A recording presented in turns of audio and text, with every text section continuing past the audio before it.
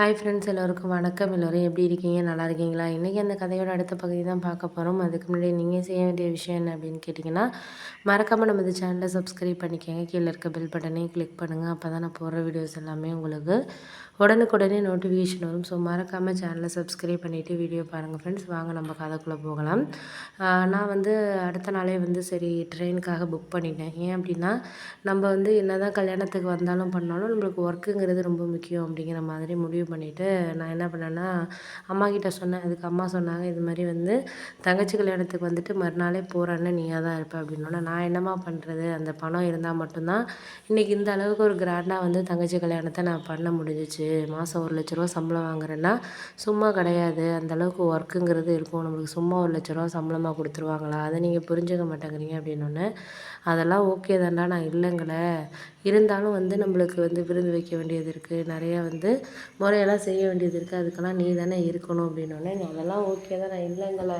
இருந்தாலும் வந்து நான் வந்து ஆஃபீஸில் வந்து ஒரு ப்ராஜெக்ட்டு இன்றைக்கி முடிச்சு கொடுத்து இன்னொரு 1 வீக்கில் முடிக்கணுமா. நான் போனால் தான் ஹெட்டாக இருக்கனால, நான் போனால் தான் வந்து எல்லாமே எனக்கு கொஞ்சம் ஓகே ஆகும். அதனால் முடிஞ்ச வரைக்கும் என்னால் வந்து முடிஞ்சதை தான் நான் பண்ணிகிட்ருக்கேன். அது உங்களுக்கு புரியுதா புரியலையான்னு தெரியல அப்படின்னோடனே, சரி விடு, அதெல்லாம் வந்து சரியாயிடும், நீ ஒன்றும் கவலைப்படாத. எதாக இருந்தாலும் வந்து நம்மளுக்கு வந்து இப்போதைக்கு இருக்கிற சூழ்நிலையை தாண்டி நம்மளுக்கு கொஞ்சம் வந்து நாள் ஆனால் எல்லாம் சரியாயிடும் அப்படிங்கிற மாதிரி அம்மா சொன்னாங்க. அதுக்கு நான் சொன்னேன், நீங்கள் சொல்கிறதெல்லாம் ஓகே தான்ம்மா, நான் இல்லைங்கள. ஆனால் வந்து என்ன தான் வந்து நம்ம ஒர்க்குங்கிறது தான் முக்கியம். ஏன்னா நம்ம அப்போ கஷ்டப்பட்டப்போ நம்ம சொந்தக்காரங்களோ நம்மளுக்கு தெரிஞ்சவங்களோ யாருமே நம்மளுக்கு ஹெல்ப் பண்ணலை. நம்மளோட இந்த வேலைங்கிறது தான் எனக்கு 30,000 சம்பளத்துக்கு போனேன். இன்றைக்கி 3 வருஷத்தில் 1,00,000 வந்து நிற்கிறேன்னா, அந்தளவுக்கு நான் ஒரு ஹார்ட் ஒர்க் பண்ணி உழைச்சனால தான் இந்த அளவுக்கு என்னால் பண்ண முடிஞ்சிச்சு. இல்லாட்டினா ஏதாச்சும் பண்ண முடிஞ்சிருக்குமா சொல்லுங்கள் அப்படின்னோடனே, அது உண்மை தான்டா, நான் இல்லைங்கள. இருந்தாலும் வந்து அப்படின்னோடனே, அதுக்கப்புறம் அப்பா பேசினார். இது மாதிரி வந்து அவன் தான் இவ்வளோ சொல்கிறான்ல, நம்ம இருக்கிறோம், அதுக்கப்புறம் வந்து நம்ம மாமா இருக்கார், சித்தப்பா எல்லோரும் இருக்காங்க, நாங்கள் பார்த்துக்குறோம், நீ போயிட்டு வாடா அப்படின்னு சொல்லிட்டு அப்பா வந்து ட்ரெயினில் வந்து புக் பண்ணிவிடு நீ அப்படின்ட்டு எனக்கு வந்து புரிஞ்சுக்கிட்டார். ஏன்னா அவர் அப்போலேருந்து வந்து வெளிநாட்டில் போய் வேலை பார்த்துட்டு கொஞ்ச நாள் இருந்துட்டு வந்தார். உடம்பு முடியாமல் வந்துட்டார். அதுக்கப்புறம் வந்து கொஞ்ச நாள் வந்து வேறு இடத்துக்கு போனார். இப்படியே தான் போயிட்டுருந்தார். அதனால் வந்து முடிஞ்ச வரைக்கும் நம்மளால் வந்து இந்த ஒரு சூழ்நிலையை சமாளிக்கிறதுக்கு நம்மளுக்கு அவரோட வருமானங்கிறது தான் கொஞ்சம் போதுமானதாக இருந்துச்சு. அதுக்கப்புறம் தான் வந்து கொஞ்சம் உடம்பு முடியாமல் இருந்ததுனால செலவு பண்ணோம்.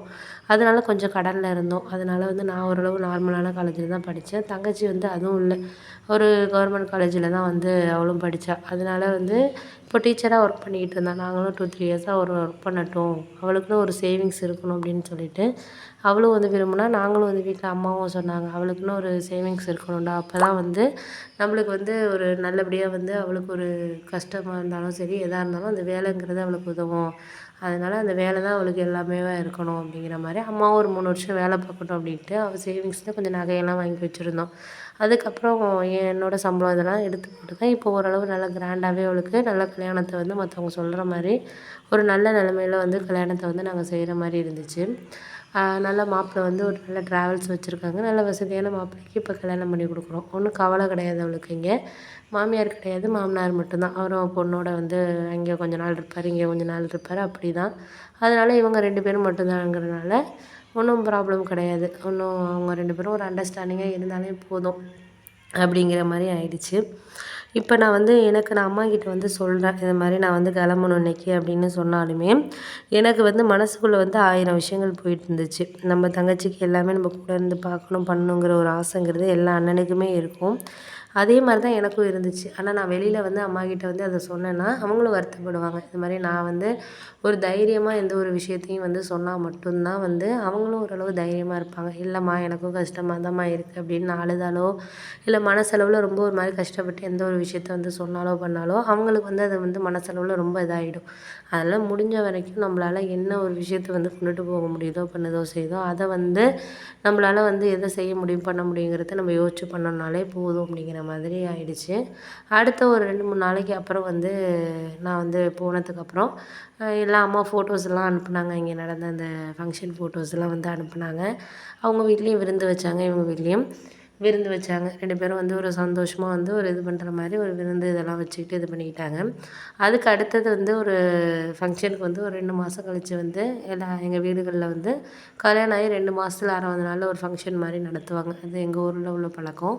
அதனால வந்து அதுக்கு நாங்கள் வந்து எல்லாரையும் கூப்பிடணும்னு அம்மா சொன்னாங்க. அதுக்கு என்னம்மா அப்போதைக்கு கூப்பிட்டுக்கலாம், இப்போ தானே கல்யாணம் ஆகி 10 நாள் ஆகுது, நீங்கள் வாங்கலை என்னை பார்க்குறதுக்கு அப்படின்ட்டு நான் சொன்னோன்னே, இல்லைப்பா எப்படி வர முடியும், இப்போதைக்கு தான் தங்கச்சி கல்யாணம் ஆணுச்சு, அவள் இங்கே ஒரு 10 நாள் வந்து மாப்பிள்ளையும் பொண்ணும் இருக்கணும் பண்ணணும், அதுக்கப்புறம் அவங்க வீட்டுக்கு அனுப்பி வைக்கலான்ட்டு இருக்கோம் அப்படின்னோடனே, சரிம்மா அதுவும் சரிதான், நீங்கள் சொல்கிறதும் கரெக்டு தான் அப்படின்னு நான் சொன்னேன்.